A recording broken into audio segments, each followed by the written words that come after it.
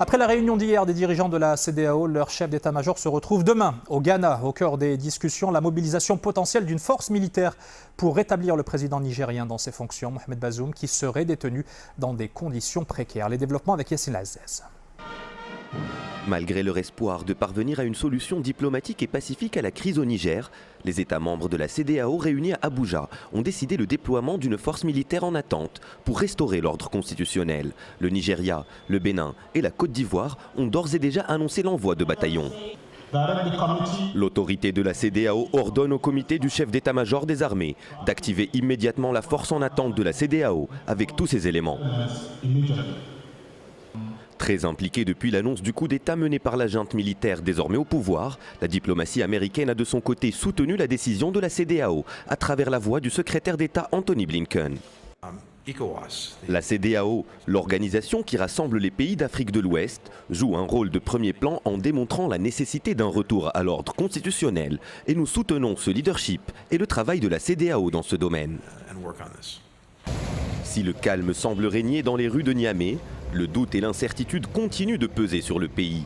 Hier après-midi, des centaines de manifestants se sont rassemblés dans la capitale pour scander des slogans hostiles à la France et aux États-Unis avant de se disperser dans la soirée. Et sur ce dossier, nous retrouvons notre consultant Zakaria Aboudab en direct et en duplex. Bonsoir professeur, quelle lecture faites-vous du déploiement par la CEDEAO de cette force dite en attente pour rétablir l'ordre constitutionnel au Niger ? Bon, d'abord, la CEDEAO, c'est-à-dire la communauté des États de l'Afrique de l'Ouest, avait tenu une réunion extraordinaire, la première puis la seconde. Elle avait émis un ultimatum précisément dirigé contre les putschistes, qu'on appelle la junte militaire au pouvoir dirigée par Abdurrahman Chiani. Et c'est une intégration, bien entendu, dont fait partie également le Niger. Et déjà successivement, on le sait, après ce qui s'est passé, que ce soit en Guinée, Conakry, que ce soit Burkina Faso, que ce soit au Mali, les ultimatums avaient un peu fusé de partout. Et donc aujourd'hui, le Niger est dans le collimateur précisément des chefs d'État et du gouvernement de la CEDEAO. Aujourd'hui, nous sommes dans un tournant précisément parce que la situation s'empire et en plus, les conditions de détention du président déchu Bazoum sont déplorables. Donc la communauté internationale avait appelé précisément à améliorer les conditions de détention, rétablir l'ordre constitutionnel. Et aujourd'hui, bien entendu, donc on se pose la question sur le déroulement de cette situation qui est très très critique et très difficile. Justement, quel est selon vous le contexte qui a conduit à cette situation au Niger, d'autant plus que d'autres pays, vous les citiez, le Mali, la Guinée, Conakry ou encore le Burkina Faso, sont dans la même tourmente? Il y a, si on peut utiliser cette expression, une sorte de démantèlement géopolitique qui a commencé à se produire au moins à partir de 2013, avec donc l'intervention française dans le cadre de l'opération, à l'époque c'était Serval puis Barkhane au Mali, et successivement donc les coups d'État, je viens de le souligner, qui évidemment sont anticonstitutionnels. Vous savez, les pays que je viens de citer, le dernier, le Niger, ont été suspendus précisément de la CEDEAO. Et donc, ce sont donc des forces de démantèlement sur le plan subrégional et en même temps, des situations contrastées en interne. Le Niger, il faut le dire, c'est l'un des pays les plus pauvres. Vous savez, il fait partie de l'UEMOA, l'Union économique monétaire ouest-africaine, qui a ce qu'on appelle le franc CFA. Et donc, ipso facto, on pourrait dire que la France-Afrique dans ces pays est dans une situation qui est extrêmement délicate, on le sait, le Mali, dernièrement on l'a vu au Burkina Faso, et donc onde de choc qui n'a pas épargné également le Niger, mais le Niger quand même dans une situation qui est très particulière.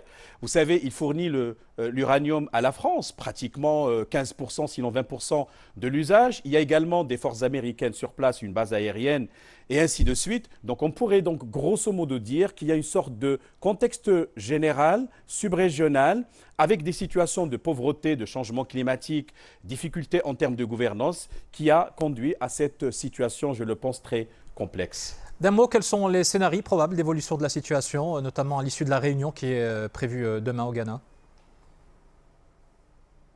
Donc les chefs d'État et de gouvernement ont exprimé avec une certaine fermeté. On avait écouté le président de la Côte d'Ivoire parler d'un acte terroriste qui a conduit à la destitution du président légitimement élu. Deuxièmement, on a vu également même le président du Nigeria, mais avec cette réserve du Sénat nigérian qui a été très réticent par rapport à une intervention armée, considérant que le Niger est un pays limitrophe. Nous avons vu également le Bénin prompt ou disposé à envoyer un bataillon pour secourir la mission précisément, ce qu'on appelle les forces d'attente, c'est-à-dire de stationnement, tout simplement. On a mobilisé cette action pour une intervention potentielle. Le scénario premier, à mon sens, c'est encore continuer dans le cadre des démarches de médiation diplomatique, quand bien même la junte au pouvoir a refusé de recevoir aucune médiation de ce genre. Demain, vous l'avez dit, Siwadir, à Accra, la capitale du Ghana, va recevoir ou va organiser une réunion des chefs d'état-major. Donc je crois que nous sommes dans une dissuasion. Difficile d'imaginer une intervention armée parce qu'elle est non calculable. Je crois que nous allons encore, dans le cadre de démarches, de médiation, de négociation, de pression, pour sortir de ce goulot d'étranglement. Au pire des cas, si nous imaginons une intervention armée, ce sera là, à mon sens, un précédent. Je le crois, comment dirais-je, très fâcheux, il faut le dire, parce qu'on ne sait pas exactement quelles en seront les conséquences. Mais au vrai, il faudrait, à mon sens, privilégier les démarches diplomatiques jusqu'à pouvoir faire plus de pression sur la junte au pouvoir. Merci beaucoup Zakaria Boudahab. Je rappelle que vous êtes expert en relations internationales. لا تنسوا الإعجاب بالفيديو والاشتراك في القناة تشجيعا لنا لنستمر بنشر المزيد إن شاء الله.